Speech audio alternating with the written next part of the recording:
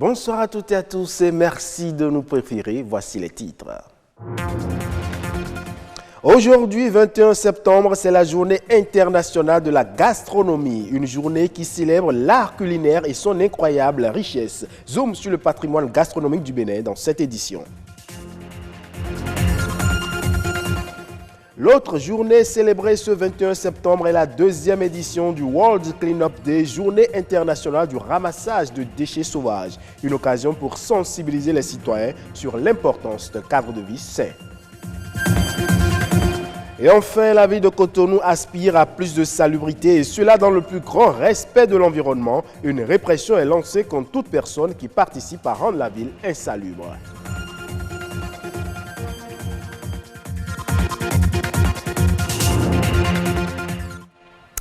À nouveau, bonsoir. Ce samedi 21 septembre, on célèbre la journée internationale de la gastronomie. Et au Bénin, la culture culinaire joue un rôle essentiel dans le développement du tourisme et elle peut même être un pilier de la croissance économique. À cet effet, justement, des initiatives privées sont prises pour valoriser et révéler aux Béninois les mets traditionnels. État des lieux des spécialités gastronomiques incontournables qui existent au Bénin avec René Kofi et Patrick Adiagodjou. C'est dans cette cuisine que Valérie, restauratrice, vit au quotidien sa passion pour l'art culinaire. Elle prend du plaisir à concocter certains délices traditionnels pour satisfaire les papilles gustatives de ses clients. Son goût pour la cuisine vient de la diversité des recettes culinaires dont regorge le Bénin, son pays. Des recettes malheureusement en voie de disparition. Il y a le yoyoé. Yoyoé, c'est un plat toujours à base de farine de maïs qui est souvent consommé à Abomey, Boycon et autres. Je n'en trouve plus souvent. Il y a le avata que beaucoup de la jeune génération ne connaît même pas ce que c'est. C'est une recette faite à base de feuilles de manioc et toujours de farine. Il y a aussi ablo-yoki. Il y a tellement de recettes qu'on ne trouve plus aujourd'hui facilement. Il faut aller chez sa grand-mère, il faut aller au village pour les retrouver et c'est dommage. Affectés par la disparition de ces mets, autrefois prisés par nos grands-parents, Valérie et Lorraine font partie du nombre restreint d'amoureux de l'art culinaire qui ont décidé d'offrir aux consommateurs des plats venus de toutes les régions du Bénin. Tout de suite, quand nous avons sorti notre carte pour le restaurant, beaucoup étaient étonnés de voir le nombre de plats béninois que nous avons mis sur la carte. Et c'est ça qui fait qu'ils viennent souvent, puisqu'ils ne l'ont pas ailleurs. Je fais partie quand même de ceux-là qui ont osé dire on peut faire ça dans un restaurant. Et ça a vraiment pris. C'est une initiative qui enchante les passionnés des mets locaux. C'est le cas de Herman, qui s'offre le plaisir de déguster presque tous les jours des plats typiquement béninois. Oui, là, vous me surprenez en train de manger du djongoli au poulet, un plat béninois comme vous le voyez. Et moi, j'ai souvent du plaisir à prendre les plats béninois. Herman est aussi bien conscient que la gastronomie béninoise souffre d'un manque de visibilité. La gastronomie béninoise a une grande valeur, mais une valeur qui, malheureusement, je pense qu'elle est sous-cotée, même à l'intérieur du Bénin. Quand vous prenez une béninoise, elle peut faire facilement des pâtes alimentaires, du macaroni et tout. Vous prenez une européenne, une italienne ou bien je ne sais pas, elle ne peut pas vous faire du djongoli par exemple. Donc on manque vraiment d'une culture réelle à l'exportation. Pour ces promotrices des mets béninois, l'espoir est toujours permis pour pérenniser les recettes de grand-mère. S'il y a quelque chose à faire, c'est de le faire au plus tôt pour que quand même cette merveille, moi je l'appelle une merveille parce que c'est passionnant, c'est très beau d'avoir ces mets-là, ces plats-là chez nous.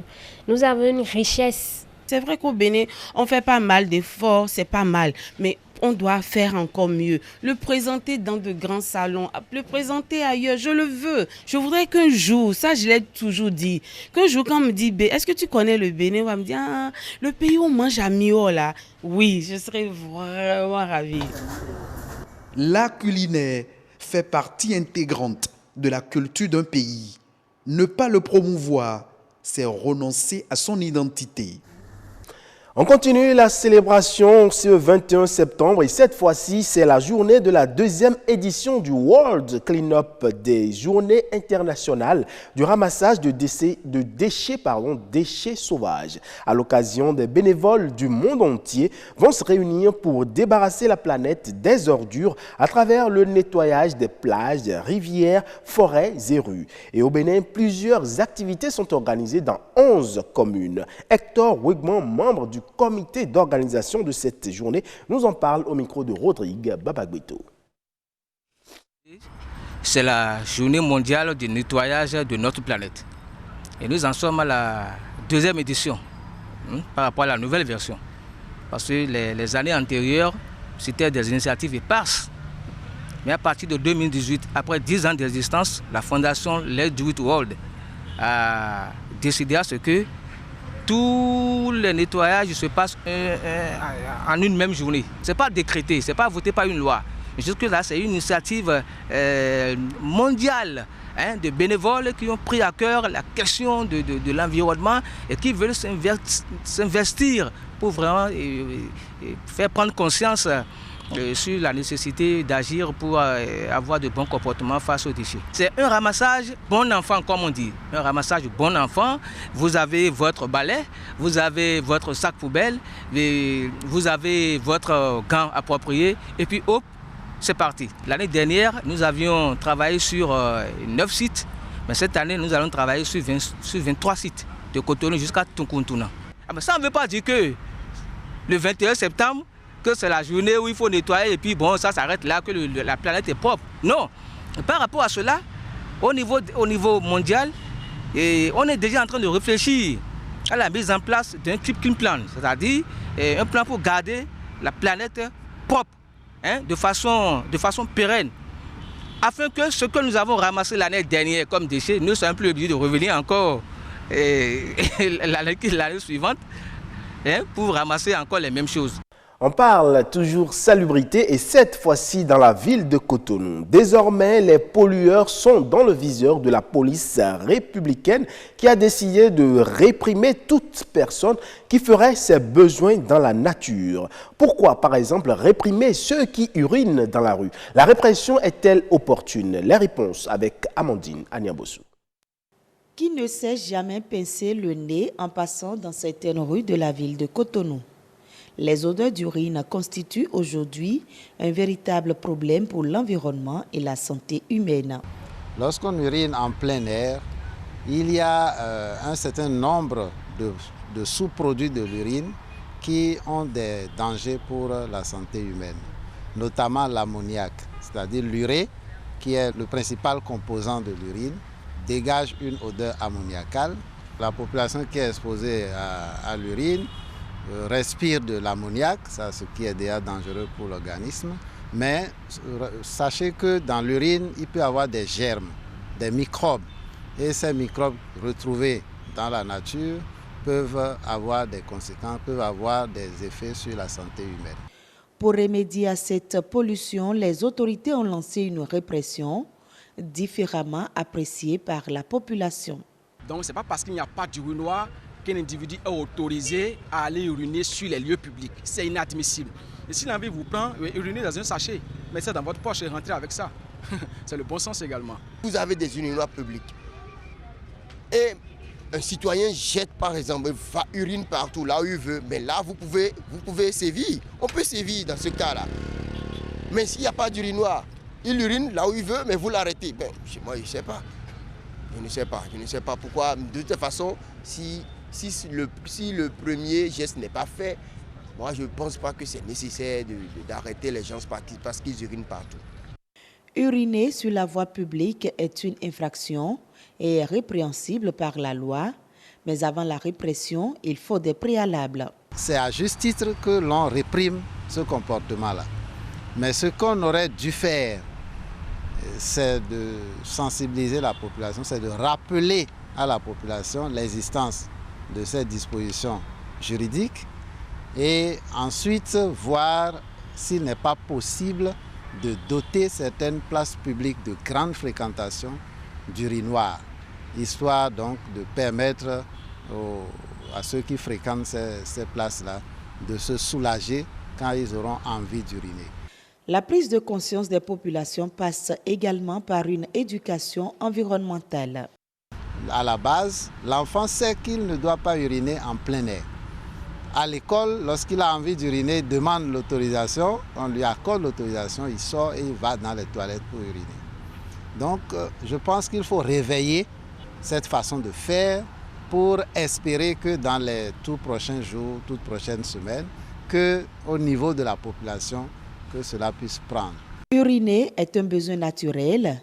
Le faire dans des endroits appropriés est encore mieux. Il y va de la santé des populations.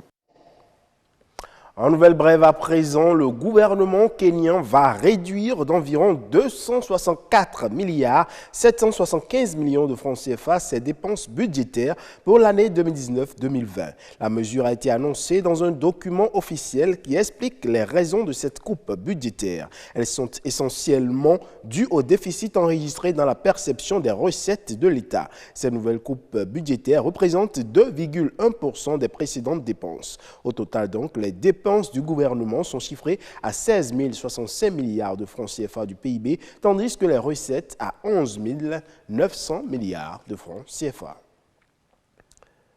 En page internationale à présent, on parle de la gestion des flux migratoires qui continue de faire débat. La question de l'immigration est l'objet d'une désinformation intense ou d'idées reçues particulièrement vivaces. Et pour corriger cet état des choses, des experts se sont réunis autour de la question à Dakar, au Sénégal. Les précisions. La question migratoire, une problématique mondiale. Un constat est fait, les droits des migrants sont bafoués en Europe. Une situation inquiétante qui interpelle toute la communauté internationale. Des médiateurs du Portugal, des îles Canaries, du Niger et du Maroc, ainsi que des experts sénégalais posent le débat. On assiste à une négation qui est choquante par toute l'Europe. En premier, on nie les droits humains, les droits de recevoir les demandeurs d'asile. Et en second lieu, quand ils accueillent les demandeurs d'asile, ils l'accueillent dans les centres de détention et aussi ils nient des droits comme les soins médicaux ou l'éducation des enfants. Un contrôle inopiné dans un pays d'accueil, ça c'est bafouer le droit de l'homme. Faire irruption dans l'appartement, dans la maison d'un étranger, sans l'avertir a priori, sans mandat d'arrêt, sans absolument rien, c'est bafouer les droits humains. Considérer que les Africains doivent être assignés à résidence, c'est-à-dire ils doivent rester chez eux, et que le bien-être et le bienfait leur trouvera sur place, et que c'est le reste du monde qui doit bouger pour leur amener, je ne pense pas que ça c'est un respect de la circulation des personnes et des biens. Donc autant de problèmes qui sont aujourd'hui posés et qui est une forme de contribution à un débat international. Le médiateur de la République a invité ses pairs à réfléchir sur une stratégie commune. Des experts prônent une unité d'action pour une meilleure gouvernance des questions d'immigration. Des solutions d'unité ont été dites, à l'image de ce qui se fait au niveau de l'Union européenne, à l'image des Amériques qui discutent entre elles pour avoir des positions communes. C'est vrai, en Afrique, nous avons une position commune sur les migrations, mais cette position commune n'est pas très bien connue. Donc il faudrait que les acteurs à la base se l'approprient. Et donc il faut un dialogue permanent. L'intérêt que nos invités ont marqué par rapport au sujet, la qualité des débats dans leur teneur et dans leur richesse, ont permis à ceux-là, dont je doutais d'un réveil extrêmement difficile, et d'une quasi-impossibilité de nous retrouver ce matin, d'être là les premiers. Qu'ils en soient tous remerciés. La création d'un observatoire national des droits des migrants est aussi envisagée. C'est tout pour l'édition de ce soir. Merci pour votre aimable attention. Bon samedi soir à toutes et à tous.